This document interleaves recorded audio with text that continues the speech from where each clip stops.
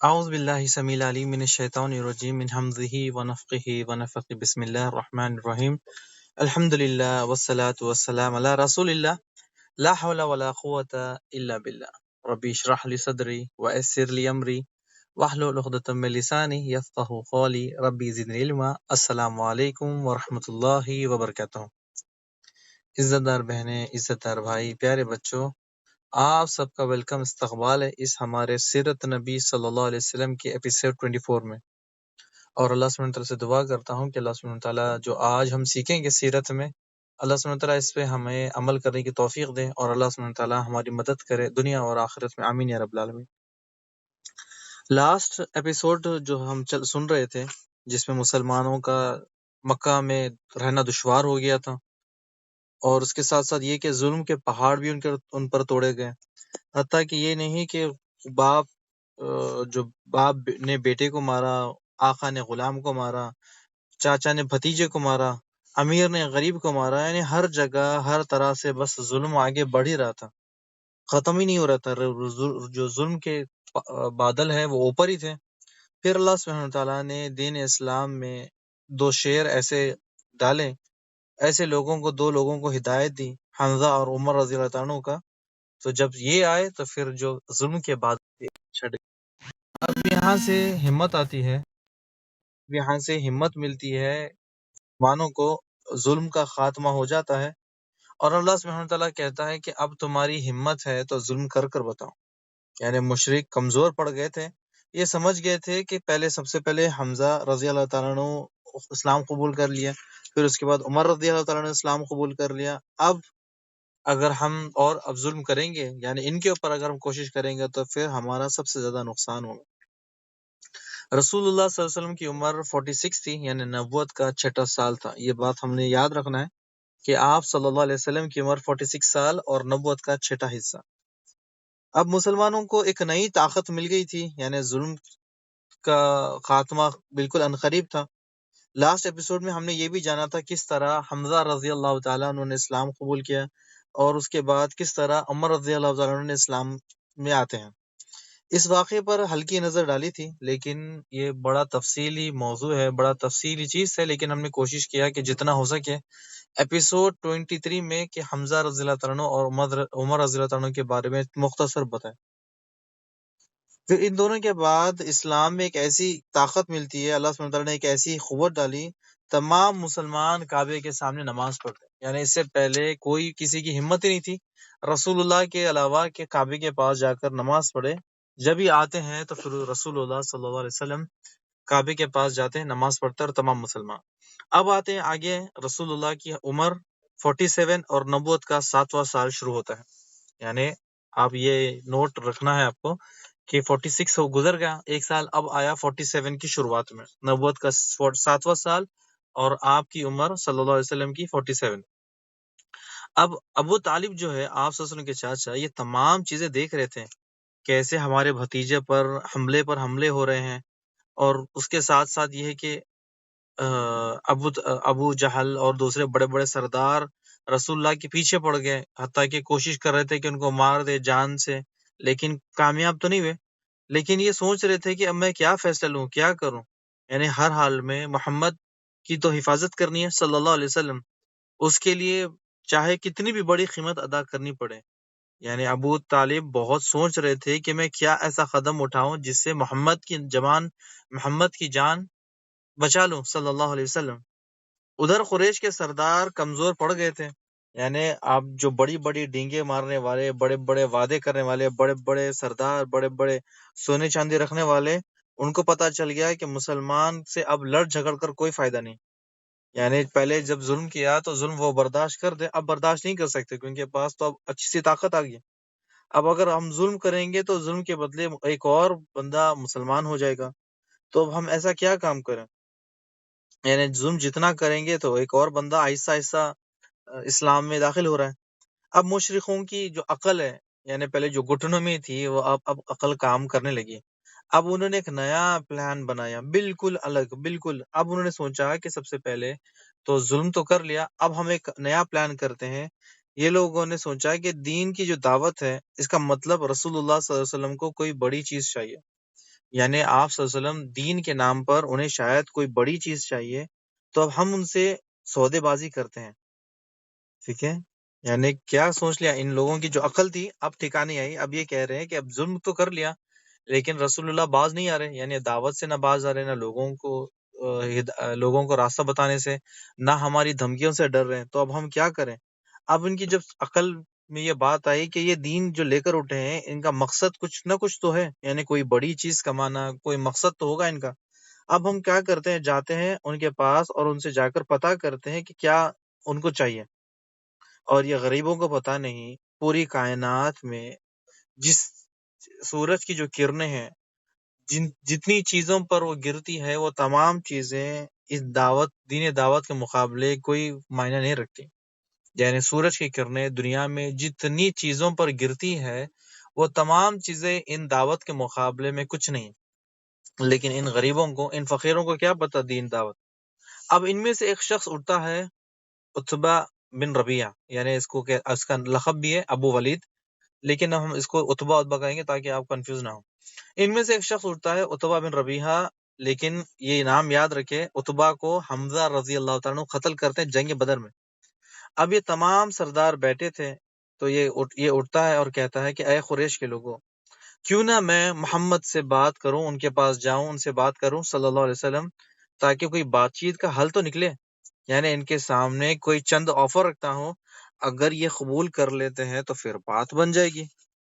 یعنی میں ان کے سامنے جاتا ہوں، کچھ ایسے آفر رکھتا ہوں جس سے ہمارا بھی کام ہو جائے اور ان کا بھی کام ہو جائے. تو اب انہوں نے ہوا کیا، اب یہ کہنے لگے کہ ہم ان کے سامنے ایسی چیز رکھیں گے، ایسی پیشکش رکھیں گے، یہ نہ کرے اور بس یہ ہاں کہے، اور بس ہمارا بھی فائدہ ہو جائے اور ان کا بھی فائدہ ہو جائے. تو اب ہوا کیا کہ لوگوں نے کہا کہ عتبہ ٹھیک ہے، آپ جاؤ اور آپ جا کر بات کرو. اس وقت رسول اللہ صلی اللہ علیہ وسلم مسجد حرم میں بیٹھے تھے اکیلے، اور بس سوچ رہے تھے کوئی فکر میں، یعنی کچھ نہ کچھ کیا کرے، کیسی دعوت دے، سارا سب کچھ سوچ رہے تھے. اب یہ محمد صلی اللہ علیہ وسلم کے پاس جاتے ہیں، عتبہ جا کر ٹھہر جاتے ہیں، پھر بولتے ہیں بھتیجے، ہم سب جانتے ہیں تمہارا مرتبہ مقام بہت بڑا اور بڑا بلند ہے. اب تم اپنی قوم میں ایک بہت بڑا معاملہ لے کر آئے ہو جس کی وجہ سے سبھی کے دل الگ الگ ہو گئے. یعنی باپ بیٹے سے لڑتا ہے، بیٹا باپ سے لڑتا ہے، ماں بیٹے سے لڑتی ہے، بیٹا ماں سے لڑتا ہے، دوست کا دشمن ہو گیا، رشتے دار آپس میں لڑنے لگے. میرے بھتیجے تم یہ جو لے کر آئے ہو جس میں تفرقہ بازی ہو گئی، یعنی ایک دوسرے میں لڑائی ہوگی، اور تم ان کے معبودوں کو، جو ہم ہماری جو بتیں ہیں ان کی جو ہماری بتیں ہیں ان میں عیب نکالتے ہو اور ان کو نااہل قرار دیتے ہو، اور جو ان کے باپ دادا نے جو کام کر کے آیا، یعنی جو ہمارے باپ دادا نے جو کام کیا ان کو تم کافر قرار کر دیتے ہو. میری بات سنو میرے بھتیجے، تم پر میری طرف سے کچھ آفریں ہیں، اگر تم غور و فکر کرو ہو سکتا ہے تمہارے کچھ کام آ جائے. یعنی میں نے تمہارے لیے کچھ آفرز لے کر آیا ہوں، اگر آپ سن لو تو ہو سکتا ہے آپ کی اور ہماری بات بن جائے. یعنی کچھ اگر آپ اپنے کان پر ڈال دو، ہو سکتا ہے تمہیں ہمارا آفر پسند ہے. رسول اللہ نے کہا کہ اچھا، تو تمہارا کیا آفر ہے مجھے سناؤ. تو یہ عقل کا اندھا شخص، یعنی جو کافر کی جو سوچ تھی وہی یہ سوچ پر آ گیا. تو سب سے پہلے اس نے دیکھا کہ رسول اللہ صلی اللہ علیہ وسلم کے آفر نے سن لے تیار ہے، تو اب اس نے اپنی عقل کے جو گھوڑے ہیں وہ دوڑائے، اور پھر عتبہ نے کہا بھتیجے، یہ دین جو تم لے کر آئے ہو، یعنی اگر اس دین کے بدلے، یعنی دین کے نام پر تم دولت جمع کرنا چاہتے ہو، ہم تمام سردار مل کر تمہارے لیے اتنا مال جمع کر دیں گے کہ تم سے زیادہ امیر کوئی مکہ میں ہوگا نہیں. اگر میرے بھتیجے، اگر تم اس دین کے نام پر سرداری چاہتے ہو تو پھر سمجھ جاؤ، تم ہم سے سب سے بڑے سردار ہم تمہیں بنا دیں گے، تمہارے بغیر ہم کوئی فیصلہ ہی نہیں کریں گے. چاہے تو تم ہمارے بادشاہ بن جاؤ، یعنی بادشاہ کا سسٹم تو ہمارے میں نہیں ہے، یعنی ٹرائب سے ہم لوگ الگ الگ قریش کے سردار ہیں، لیکن اگر تم چاہو تو ہم تمہیں اپنا سردار بھی بنا لیں گے، تمہیں اپنا سردار تسلیم بھی کر لیں گے. اور اگر تم کہو کہ تم اگر کہتے ہو کہ جو تمہارے پاس فرشتہ آتا ہے، یعنی جن و بھوت جو آتا ہے، تمہارے پاس ہمت نہیں اس کا دفاع کرنے کی، تمہارے پاس مال نہیں اپنا علاج کرنے کی، تو اس بھوت کو بھگانے کا علاج ہم تلاش کریں گے، چاہے وہ دنیا کے کوئی بھی کونے میں ہو۔ اس کے لیے چاہے کتنا بھی مال خرچ ہو میرے بھتیجے، ہم مال خرچ کرنے کے لیے تیار ہیں۔ یعنی ایسا بھی ہوتا ہے میرے بھتیجے کہ یعنی اتبا کہتا ہے رسول اللہ سے صلی اللہ علیہ وسلم سے کہ ایسا بھی ہوتا ہے بھتیجے کہ بھوت جنات یعنی بھوت انسان پر غالب ہو جاتا ہے، اور یہ انسان اس کے قابو میں آنے کے بعد یعنی انسان سے وہ کرواتا ہے جو وہ پسند کرتا ہے۔ یعنی اتبا نے اپنی تمام آفریں رسول اللہ صلی اللہ علیہ وسلم کو سنا دی، ایک ایک کر کے تمام چیزیں کہنے لگا کہ یہ سارا سب کچھ۔ اب رسول اللہ نے اس کا جواب دیا، کیا اتبا کیا تمہاری آفریں ختم ہو گئی؟ تو اس نے کہا کہ ہاں بالکل ختم ہو گئی، یہی میری آفر تھی۔ اب رسول اللہ نے کہا کہ اب میری بات سنو۔ اتبا نے کہا ٹھیک ہے آپ سنیں، میں تو آپ کا جواب لینے کے لیے انتظار ہوں۔ رسول اللہ صلی اللہ علیہ وسلم نے سورہ فصلت کی آیات اس کے سامنے تلاوت کر دی، یعنی سورہ فصلت کی آیات جب تلاوت کر دی، حامیم تنزیل من الرحمن الرحیم کتاب فصلت آیات قرآنا عربیا لقوم یعلمون، یعنی یہاں سے آگے تک کرتے رہے، تلاوت کرتے رہے، یعنی بشیر و نذیرا، اس کے بعد اور بھی آگے وقالوا قلوبنا، اس کے بعد قالوا انما انا بشر مثلکم یوحا، پھر اس کے بعد جیسا آگے بڑھتے گئے اس کے بعد یعنی آگے بڑھتے گئے، جس طرح اس کا میں ایک بار ترجمہ پڑھ دوں آپ کے سامنے تاکہ آپ کو بھی سمجھ میں آئے کہ سورہ فصلت کی آیات تو ہے لیکن ہے کیا، رسول اللہ صلی اللہ علیہ وسلم نے پڑھا کیا، یہ بھی تو ہے۔ یعنی حامیم، یہ کتاب رحمان و رحیم کی طرف سے ہے، اور اس کتاب میں واضح ہے، یعنی قرآن عربی میں ہے، جو لوگ اس کی سمجھ رکھتے ہیں ان لوگوں کے لیے ہے، جو بشارت سناتی ہے اور خوف بھی دلاتی ہے۔ ان میں سے اکثر اس سے منہ پھیر لیتے ہیں، اور جب وہ سنتے ہیں تو پھر اسے بھاگ جاتے ہیں، جب اسے وہ لوگ بھاگ جاتے ہیں اور کہتے ہیں جس چیز کی طرف بلا رہے ہیں، کہتے ہیں کہ ہمارے دل پر تو پردہ پڑا رہا ہے۔ یعنی میں نے صرف آپ کے سامنے ترجمہ رکھا ہے۔ اب جب یہ بات چل رہی تھی، رسول اللہ صلی اللہ علیہ وسلم کی یہ اتبا اپنے دونوں ہاتھ زمین پر ٹیک لگا کر سن رہا تھا۔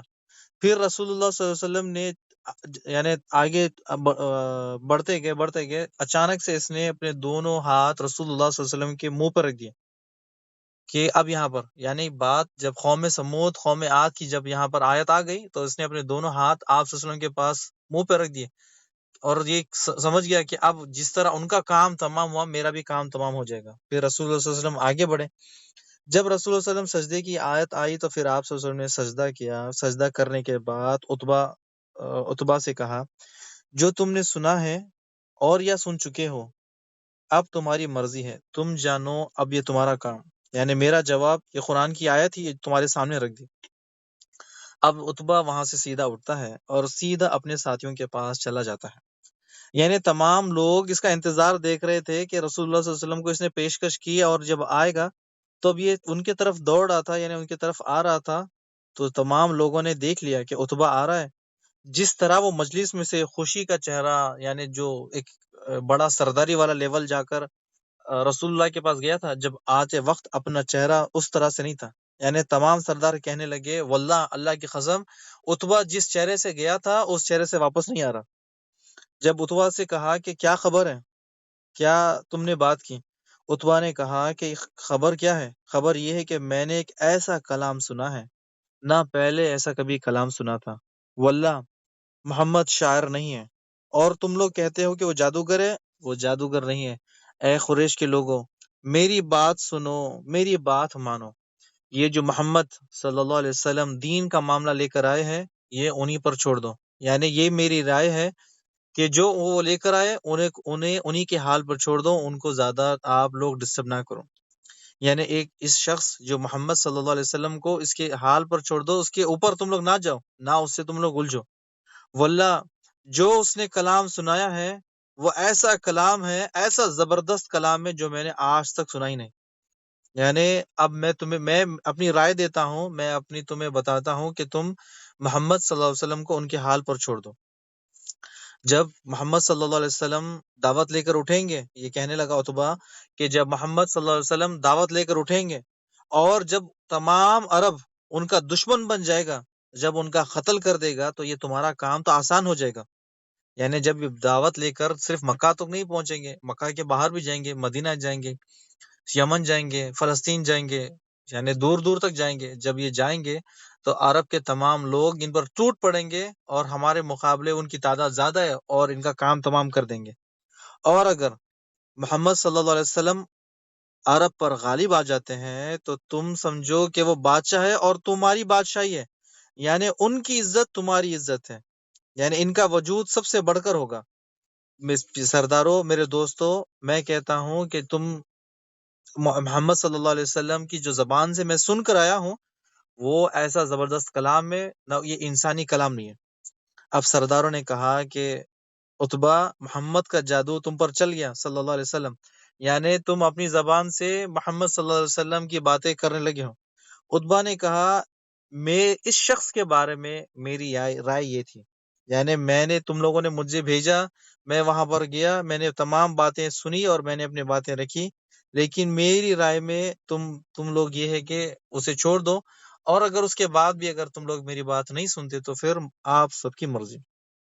یعنی دیکھیں، عتبہ قرآن سمجھ گیا تھا، یعنی یہ اللہ کا کلام ہے، کسی معمولی انسان کا کلام نہیں ہے، لیکن ایمان دل میں جگہ ہی نہیں، یعنی اللہ سبحانہ تعالیٰ نے ہدایت کا راستہ ہی نہیں بنایا، اسی لیے تو یہ قتل ہوتا ہے جنگ بدر میں.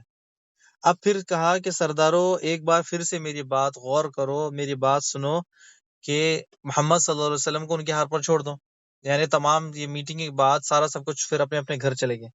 اگلے دن صبح یہ تمام سردار پھر جمع ہوتے ہیں مکہ میں، جو مکہ میں کعبے کے پاس. پھر اس کے بعد محمد صلی اللہ علیہ وسلم کو بلاتے ہیں کہ محمد صلی اللہ علیہ وسلم کو بلائے. جب وہ آتے ہیں تو کہتے ہیں کہ دیکھو، عتبہ نے آپ کو کل جو آفریں کی تھی، ہم سمجھتے ہیں کہ شاید عتبہ اکیلا ہے، اس وجہ سے آپ نے ان کی آفریں ٹھکرا دی، لیکن ہم آج تمام سردار آپ کو آفر دیتے ہیں. اگر آپ کہیں تو آپ کو مالدار بنا دیں گے، اگر آپ چاہیں تو پھر آپ کو ہم بادشاہ تسلیم کر لیں گے، اگر آپ کے اوپر بھوت جن ہے تو ہم اس کو یعنی اس کا علاج کروا دیں گے، اگر آپ چاہتے ہو کہ کوئی خوبصورت لڑکی سے آپ کو شادی کریں جس کے لیے آپ یہ دین کا نام لے کر اٹھے ہو تو پھر ہم آپ کی شادی کروا دیں گے. لیکن محمد صلی اللہ علیہ وسلم نے تمام چیزیں منع کر دی اور انہوں نے کہہ دیا، بتا دیا کہ مجھے یہ تمام چیزیں مقصود نہیں ہے، یہ مجھے تمام چیزوں کی ضرورت نہیں ہے. اللہ سبحانہ وتعالیٰ نے مجھے رسول بنا کر بھیجا، قرآن دی تاکہ تم لوگوں کو میں سمجھا، تم لوگ قرآن پر ایمان لے کر آؤ، شرک سے باز آ جاؤ، جو بتوں کی عبادت کرتے ہو تم ان بتوں کو چھوڑ دو. تو جب اس کے بعد ہمارا اور تمہارا یعنی ایک چینل ہوگا، ایک راستہ ہوگا. اگر تم عبادت کرو گے بتوں کی تو پھر یہ شرک ہے، حتیٰ کہ میں آخری ڈٹ تک تمہارا مقابلہ کروں گا. اب یہاں سے ان لوگوں کو صاف پتہ چل گیا کہ اب ہم مارتے مارتے تھک گئے لیکن اب کچھ نہیں ہوگا. یعنی اب بات آ گئی تھی مذکورات پر، یعنی بات چیت پر، لیکن یہاں بات چیت پہ بھی آگے مسئلہ نہیں ہو رہا ہے. یعنی رسول صلی اللہ علیہ وسلم نہ جھک رہے ہیں، نہ بات چیت میں کمپرومائز کر رہے ہیں، نہ آفر لے رہے ہیں. تو اب کچھ اور کیا کریں؟ یعنی قریش کو پتا چل گیا تھا کہ مسلمان اب طاقت میں آ چکے ہیں، یعنی اب لڑائی جھگڑے سے کچھ فائدہ نہیں، کچھ نہ کچھ آفر دے کر ہم کام لے لیں. لیکن جو مکہ کے مشرک ہیں تو یہ مشرکی تھے. اب ان سے رسول اللہ سے بات کرتے کرتے اچانک سے پھر یہ ٹاپک چینج کر دی، بات کرتے کرتے اچانک سے انہوں نے ٹاپک چینج کر دی. یعنی پہلے تو غصہ آ گیا انہیں، یعنی رسول صلی اللہ علیہ وسلم نے ساری آفر ان کی ٹھکرا دی. اب انہیں غصہ آ گیا ہلکا سے، اب کہنے لگے، یعنی پہلے تو لالچیں دی، آفر دی، سارا سب کچھ دینے کے بعد جب غصہ آ گیا تو ان مشرکوں نے جب ایک نیا ٹاپک لے کر آیا کہ اب دیکھتے ہیں کہ محمد صلی اللہ علیہ وسلم تم ہماری باتوں پر تو راضی نہیں ہے، یعنی آپ ہماری باتوں پر راضی نہیں ہے، تو ٹھیک ہے. پھر اس کے بعد ایک کام کرتے ہیں، ان سرداروں نے آپ صلی اللہ علیہ وسلم سے یا رسول اللہ سے ایک سوال کیا، یہ جو پہاڑ ہے نا، آپ دیکھ رہے ہو، آپ اپنے رب سے بات کریں اور رب سے بات کر کر یہ پہاڑوں کو ہمارے سامنے سے ہٹا دیں، تمام چیزوں کو میدان میں بدل دیں اور اس کے ساتھ ساتھ یہاں پر نہریں جاری کر دیں، تو پھر ہم انشاءاللہ ہم آپ کی باتیں سنیں گے. یعنی پھر آپ صلی اللہ علیہ وسلم نے کہا، جو پہلے جو سورہ فصلت کی آیت سنائی تھی بس ختم. پھر ٹاپک چینج کر دیا انہوں نے. پھر ٹاپک چینج کر کے کیا کہا کہ اے محمد صلی اللہ علیہ وسلم، آپ کہتے ہو نا کہ مرنے کے بعد ہم دوبارہ اٹھیں گے، یعنی مرنے کے بعد دوبارہ زندہ ہونا ہے، یہ آپ کی بات ہے، یہ آپ کی یہ کلمات ہے، قرآن میں بھی اس طرح سے ہے. تو آپ ایک کام کرے، ہمارے جو مردے ہیں، ہمارے باپ دادا جو ہمارے رشتہ دار ہیں، ان کو آپ زندہ کر دیں. سب سے پہلے آپ ہمارا جو سردار تھا پہلے اسے بن خلاب اسے لے کر آئے، اور جب وہ آپ کی تقزید کرے گا، یعنی جب وہ کہے گا کہ یہ محمد صلی اللہ علیہ وسلم سچ ہے، تب ہم آپ پر ایمان لائیں گے۔ یہ رسول اللہ صلی اللہ علیہ وسلم نے پھر وہی جواب دیا جو فصلت میں تھا، یعنی پھر جب آپ صلی اللہ علیہ وسلم نے جواب دیا، پھر ان مشرکوں نے پھر ٹاپک چینج کر دیا۔ محمد صلی اللہ علیہ وسلم آپ اپنے رب سے کہے کہ ایک فرشتہ نازل کرے، جب وہ فرشتہ آ جائے گا تو ہم اس فرشتے سے بات کریں گے، بات کر کر ہم یعنی بات کر کر اس سے سوال کریں گے آپ کے بارے میں، کیا سچ میں آپ اللہ کے رسول ہو؟ اگر آپ اللہ کے رسول ہو تو کیوں آپ کو سونے چاندی کے محل نہیں دیے؟ کیوں آپ کو ڈھیر سارا مال نہیں دیا؟ کیوں آپ غریبی زندگی گزار رہے ہو؟ کیوں آپ ہمارے مار کھا رہے ہو؟ تو ہم وہ جو فرشتہ آئے گا فرشتے سے تو سوال تو کریں گے ہم، پھر اس کے بعد ہم ایمان لائیں گے۔ رسول اللہ صلی اللہ علیہ وسلم نے وہی جواب دیا جو سورہ فصلت میں۔ پھر انہوں نے دیکھا کہ آپ صلی اللہ علیہ وسلم غصے میں نہیں آ رہے، ٹینشن بھی نہیں لے رہے، بالکل ریلیکس ہیں، پھر انہوں نے پھر ٹاپک چینج کر دیا۔ اچھا، تو محمد صلی اللہ علیہ وسلم تو آپ اپنے رب سے کہے کہ اللہ کا جو عذاب ہے، جو آپ کہتے ہو کہ اللہ سبحانہ تعالیٰ عذاب دے گا، جہنم میں ڈالے گا، یعنی جو آگ کا عذاب دے گا، تو یہ عذاب ہم پر لے کر ہے، یعنی کہے کہ اللہ اپنے رب سے کہ ہم پر عذاب نازل کرے، حتیٰ کہ یہ نہیں کہ کوئی آسمان کا ٹکڑا ہم پر گرا دے۔ رسول اللہ صلی اللہ علیہ وسلم نے کہا کہ یہ جو اختیار ہے نا وہ میرے پاس نہیں ہے، یہ اللہ سبحانہ تعالیٰ ہی جانتا ہے، یہ اللہ سارے تمام اختیارات اللہ سبحانہ تعالیٰ کے پاس ہے۔ پھر سرداروں نے کہا کہ اے محمد صلی اللہ علیہ وسلم، آپ ایک کام کریں، یعنی آپ کو تمام چیزیں تو بتا دی لیکن آپ تو کوئی یعنی ہمارے من مطابق جواب نہیں دیتے، تو پھر اے محمد صلی اللہ علیہ وسلم، آپ کو پتا تھا نا، یعنی آپ کے رب کو پتا تھا کہ ہم آپ کے پاس آئیں گے، آپ سے سوال کریں گے، پہاڑ، میدان، نہریں، مردوں کو زندہ کرنے یعنی عذاب کے بارے میں۔ کیا آپ کے رب نے آپ کو تمام باتوں کے جوابات نہیں سکھلائے؟ یعنی ہم جو آپ سے سوال کرنے والے تھے، کیا آپ کے رب نے آپ کو یہ تمام چیزوں کے جوابات نہیں سکھلائے؟ یعنی کوئی نہ کوئی چیز تو آپ کو بتاتے تھے۔ اب ہم رسول اللہ صلی اللہ علیہ وسلم سے یعنی تمام چیزیں بار بار یہ سب کر رہے تھے، یعنی سوالات بھی کی، اس کے بعد پھر جواب بھی مانگے، جب جواب بھی دیا، جواب مطمئن نہیں تھا ان کے مطابق، یعنی رسول اللہ نے جواب دینے کے بعد بھی اپنی حد گرمی، اپنی تعصب، اپنی انا، اپنا دین کے اوپر وہ چلے رہے، لیکن کوئی بھی باتوں پر ان کے یعنی کان پر جو ہی نہیں دوڑی۔ اب اللہ سبحانہ تعالیٰ نے رسول اللہ صلی اللہ علیہ وسلم کی بات رکھنے کے لیے قرآن کی مجید یعنی دل مضبوط کرنے کے لیے قرآن مجید کی آیتیں بھی نازل کر دی، لیکن جانے سے پہلے جو قریش تھے انہوں نے دھمکی دی کہ اے محمد صلی اللہ علیہ وسلم، تم نے جو کر لیا یا کرنا تھا، یعنی اب تم نے جو کرنا تھا کر لیا، اب ہم تمہیں نہیں چھوڑیں گے، جب موقع ملے گا تو ہم تمہیں بتائیں گے کیا ہوگا، یعنی ابھی تو وقت تمہارا ہے، جب ہمیں موقع ملے گا تو ہم تمہیں زندہ نہیں چھوڑیں گے، یعنی دنیا چاہے ہم رہے یا پھر دنیا میں تم رہو، دونوں میں سے ایک رہیں گے۔ یعنی رسول اللہ صلی اللہ علیہ وسلم تمام باتیں سن کر یعنی اپنے گھر گئے، اور جب رسول اللہ کو امید تھی کہ میرے جو خاندان والے ہیں، جو میرے رشتہ دار ہیں، جو میرے قبیلے والے ہیں، جو میرے پڑوسی ہیں، شاید ہو سکتا ہے میرے اچھے اخلاق کے یعنی قرآن سننے کے بعد یعنی سب چیز کرنے کے بعد شاید ہو سکتا ہے ایمان لے کر آئے، لیکن جو امید ہے وہ میری ناکامی کی طرف جا رہی ہے۔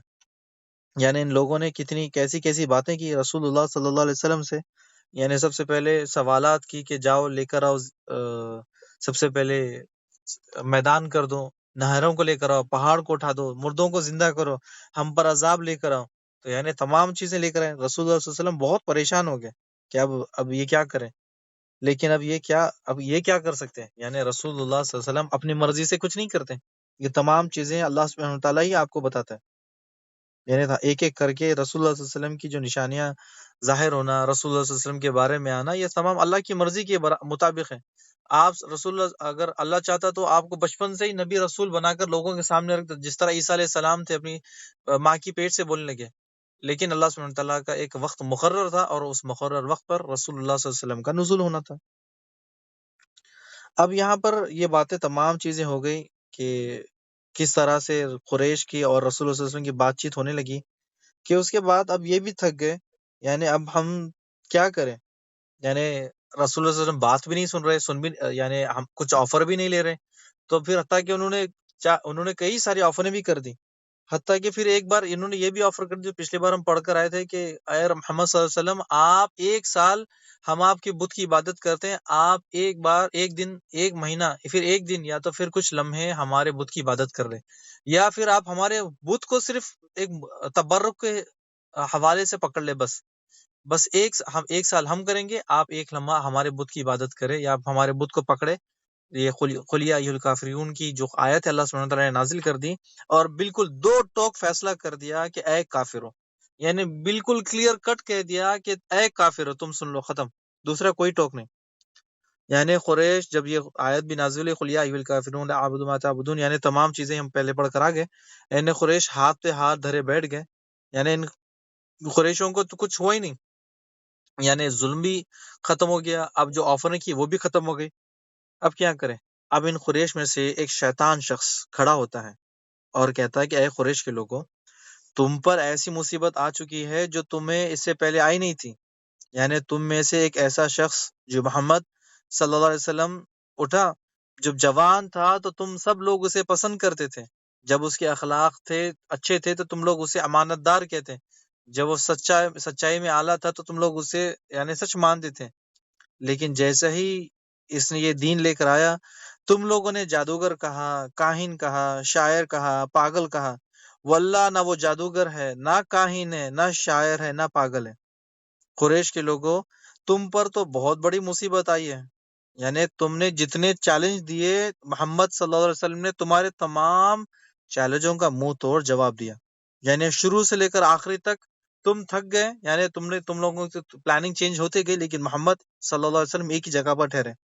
यानी कुरैश आपस में मीटिंग कर रहे थे कि अब क्या करें। तो इनमें से जो शैतान था नदर बिन हारिस, ये तमाम बातें कर रहा था, शुरुआत इसी ने की। इन लोगों ने नजर बिन हारिस को चुना कि तुम अगले कदम, अगले प्लानिंग के लिए तुम ही हमारे यानी रहनुमा हो, यानी अब तुम हमारा रास्ता हो, तुम हमें रास्ता बताओ कि अब क्या करें, रसूलुल्लाह को कैसे रोकें, रसूलुल्लाह की तरफ हम ऐसा क्या करें जिसकी तरफ से दीन भी रुक जाए, जो हमारे नौजवान हैं वो हमें वापस मिल जाए और इन रसूलुल्लाह के दीन में जाने से छोड़ दें। यानी तमाम चीजें कुरैश के जो लोग हैं वो इंतजार कर रहे थे कि अब यानी ऑफर भी खत्म हो गई, सारा सब कुछ खत्म हो गया, अब क्या करें। अब नजर बिन हारिस को एक नया प्लान देकर मदीना की तरफ उसको रुखसत करते हैं। इंशाल्लाह वो अगले क्लास में लेंगे, अगले सेशन में लेंगे, क्योंकि अभी वक्त हमारा कुछ ज्यादा ही हो गया है, वरना फिर ये ना हो कि एक आधा घंटे के ऊपर पर क्लास जा रही है, आप बोलोगे कि हमारे पास तो वक्त नहीं है। सबसे पहले ये है कि अब इंशाल्लाह हम सवाल जवाब का सेशन शुरू करेंगे, बहुत दिनों के सवाल जवाब नहीं है, तो हम इंशाल्लाह सवाल जवाब का सेशन शुरू करेंगे, ठीक है। तो शाबान भाई हमारे भाई इंशाल्लाह वो इंतजार कर रहे हैं कि कौन सही जवाब देगा, वो खुद देखेंगे इंशाल्लाह। शाबान भाई, मैं आप सबके माइक खोलता हूँ, तो एक एक करके आप लोग तैयार है। सबसे पहला सवाल, उमर रजी अल्लाह तआला अन्हु की जो बहन है फातिमा, उनके शौहर का नाम क्या है? उमर रजी अल्लाह तआला अन्हु की बहन फातिमा, उनके शौहर का नाम क्या है? पिछले एपिसोड में हम जान कर आए थे। जी, सबके माइक खुले हैं ना?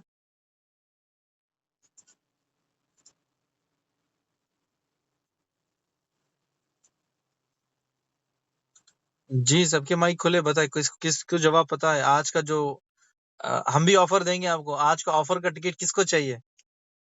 यानी सवाल, यानी उमर रजी अल्लाह तआला अन्हु जब इस्लाम को बुलाते हैं, अपनी बहन के घर जाते हैं तो उनके शौहर की पिटाई करते हैं, तो वो जो शौहर है फातिमा रजी अल्लाह तआला अन्हु के जो शौहर, उनके नाम क्या है? सईद बिन जैद। मैं ही विनर हूँ, मेरा ऑफर मुझे ही मिल गया, सुभान अल्लाह। अच्छा, एक और सवाल, देखिए एक और सवाल, हमजा रजी अल्लाह तआला अन्हु के बारे में आप सब जानते हो, पिछले बार पढ़कर आए। हमजा रजी अल्लाह तआला अन्हु अपने पेट पर किस परिंदे का पर लगाते हैं? अब ये तो बिल्कुल आसान जवाब है, मुझे उम्मीद है कि आप सबको पता होगा। ये ऑफर भी अबाबिल। लिमिटेड है। जी, हमजा रजी अल्लाह तआला अन्हु अपने पेट पर किस परिंदे का पर लगाते हैं?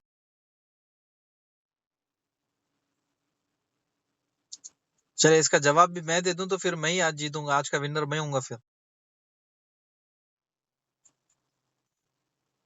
नोक नूरजा,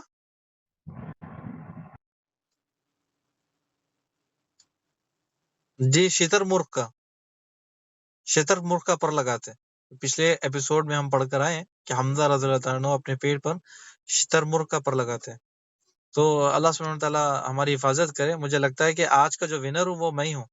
آپ لوگوں میں شاید پچھلی بار یا تو کلاس سنی نہیں، آپ لوگوں نے جو سیشن تھا وہ سنا نہیں، یا تو پھر آپ لوگ یاد رکھ کر بھول گئے۔ اس سے ہمیں صاف پتہ چل رہا ہے کہ ہم کلاسیں سن رہے یا نہیں سن رہے، یا پھر ہمارا جو فوکس ہے وہ کہاں پر ہے، یعنی ہم دین سیکھ رہے یا نہیں سیکھ رہے۔ تو کوشش کریں کہ آپ تمام بھائی بہن اس ریکارڈنگ کو دوبارہ سنیں، تاکہ آپ کے دل میں یہ بات جو ہے وہ سیف ہو جائے۔ دنیا کی باتیں تو کئی چیزیں ہمارے پاس موجود ہیں، امریکہ میں وہ ہوا، لندن میں وہ ہوا، کینیڈا میں یہ ہوا، تمام چیزیں، لیکن سیرت ہمارے لیے ضروری ہے۔ جب ہم قیامت والے دن جب اللہ سبحانہ تعالیٰ سے ملاقات کریں گے، اللہ سوال کرے گا کہ میرے بندے، کہ تو نے تو رسول اللہ سے محبت کرنے کا تو دعویٰ کیا تھا، کیا تو نے زندگی رسول اللہ صلی اللہ علیہ وسلم کے مطابق گزاری؟ ہم نے کہا کہ ہاں۔ تو پھر تیرا طریقہ کون سا تھا؟ کیا تم نے کبھی رسول اللہ صلی اللہ علیہ وسلم کی سیرت جانی؟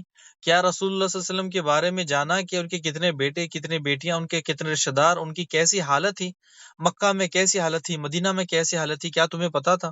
تم وہ محبت کا تو دعویٰ کرتے ہو، کتنا بڑا ظلم ہوا ان کے اوپر، کتنی تکلیف ہوئی، ان کی بیٹیاں گھر پہ تھی، طلاق ہو گئی، ان کے اس کے ساتھ ساتھ ان کا سب کچھ چھین لیا گیا، یعنی ان کے پیارے پیارے صحابیوں کو قتل کر دیا گیا، دنیا سے نکال دیا گیا، یعنی دنیا سے ان کو الوداع کر دیا۔ یعنی عمار رضی اللہ عنہ اور سمیہ رضی اللہ عنہ ان کے عمار رضی اللہ عنہ کے گھر والے آپ صلی اللہ علیہ وسلم کی آنکھوں کے سامنے، ابو بکر رضی اللہ عنہ کو کتنا مارا۔ یعنی آپ کی ہمارے دل میں رسول اللہ کی کوئی اگر قدر ہے تو ہمارے لیے ضروری کہ ہم رسول اللہ صلی اللہ علیہ وسلم کی زندگی کے بارے میں جانیں، چاہے یا نہیں تو وہاں۔ اگر ہمارے دل میں محبت ہے رسول اللہ کی تو ہمیں جاننا ضروری ہے کہ ہمارے نبی کے ساتھ کیا ہوا، ہمارے نبی کے ساتھ کیسے کیسے معاملات ہوئے، نبی نے کیسی زندگی گزاری، نبی صلی اللہ علیہ وسلم کی ہماری جو زندگی وہ ہمارے لیے نمونہ ہے۔ اگر ہم وہ بھی نہیں جانیں گے، وہ بھی نہیں سیکھیں گے، تو پھر کیا فائدہ ہمارا نعرہ لگانے کا کہ لبیک کیا رسول اللہ، سب سے زیادہ پیار ہم اپنے ماں باپ، اپنی اولاد سے آپ سے پیار کرتے ہیں، لیکن آپ کے بارے میں تو کوئی جانتے نہیں ہے۔ بھائی بہن، آپ سے ریکویسٹ ہے کہ آپ دوبارہ ان ایپیسوڈ سے اس کو سنیں۔ سننے کے بعد آپ کے دل میں ایک ایمان کی ایک تازگی پھر سے آ جائے گی، یعنی محبت ایک اور پیدا ہو جائے گی دل میں، ایمان کا جو لیول ہے اوپر چلا جائے گا کہ جب رسول اللہ نے اتنی تکلیفیں برداشت کی تو ہم چھوٹی پنی سی، چھوٹی کوارٹر بھی، چھوٹی 0.1 بھی برداشت نہیں کر سکتے۔ یعنی رسول اللہ کو نماز پڑھنے کی وجہ سے کتنا مارا، لیکن آج ہمیں نماز پڑھنے سے کوئی روک نہیں سکتا، حتیٰ کہ ماں باپ اپنے بچوں کو کہتے ہیں کہ بچے نماز کے لیے جا۔ مؤذن مائک میں پکارتا ہے، ایک نہیں کئی مؤذن پکارتے ہیں، حی علی الصلاح، حی علی الفلاح، آؤ فلاح کی طرف، کامیاب کی طرف۔ جب ہم سیرت ہی نہیں پڑھیں گے، جب پتہ ہی نہیں چلے گا کہ رسول اللہ صلی اللہ علیہ وسلم نے کتنی تکلیفیں برداشت کی، تو پھر ہم کیسے برداشت کرنے والے بنیں گے؟ یعنی اتنی تکلیفوں کے بعد بھی رسول اللہ صلی اللہ علیہ وسلم نے نمازیں پڑھی، نمازیں نہیں چھوڑی، تو جب ہمارے اوپر کوئی تکلیف ہی نہیں ہے، ہم آرام سے نماز پڑھتے ہیں، یا پھر ہم نماز نہیں پڑھتے، تو پھر ہمیں کیسا پتہ چلے گا کہ رسول اللہ سے محبت ہے یا نہیں ہے؟ ہمارے دل میں اگر محبت ہے تو پھر ہمارے لیے ضروری ہے کہ ہم رسول اللہ کی باتیں، تمام باتوں پر سنیں، عمل کریں۔ بارک اللہ فیک و جزاکم اللہ خیر۔ آج کا سیشن یہیں پر روکتے ہیں۔ السلام علیکم ورحمۃ اللہ وبرکاتہ۔